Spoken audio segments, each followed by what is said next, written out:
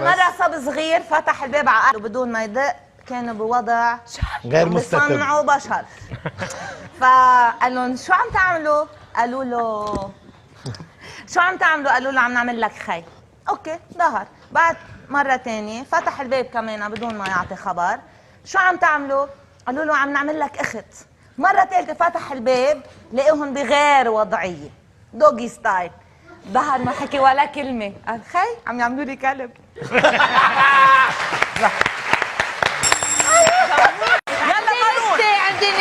عندي نكتة لا هلا بعد بكره. العيد في زلمه قرر يجيب خروف ويعزم العيله وسليله لعنده. مرته فاتت تحضر تبوله وحمص ومتبل، بتعرفي عادتنا. هو جاب الخروف، وصل قدام باب الجنينه والخروف تنحر، ما عم بفوت على الجنينه. ركض ابنه صغير، يس عنا خروف عنا خروف. سكوت يا صبي. وجرب يفوت الخروف على الجنينه والخروف ما عم بفوت. والصبي يس عنا خروف. سكوت يا صبي. اخر شيء قال له الصبي بابا بدك تفوتوا على الجنينه؟ روق لحظه. ركض صبي على المطبخ، جاب كباية مي، عباها مي لفوق، واجا قرب لعند الخروف وكبل له اياها على راسه. ركض الخروف وفات ووقف بنص الجنينه. طلع بيو في هيك قال له برافو بابا، من وين بتعرف هالاخبار؟ قال له من الماما، سمعتها عم بتقول لك بلل له راسه بفوت قوام.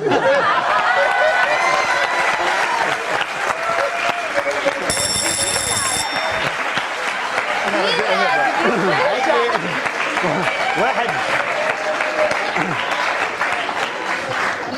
بينقز الخروف بيشفل. ايوه بفوت.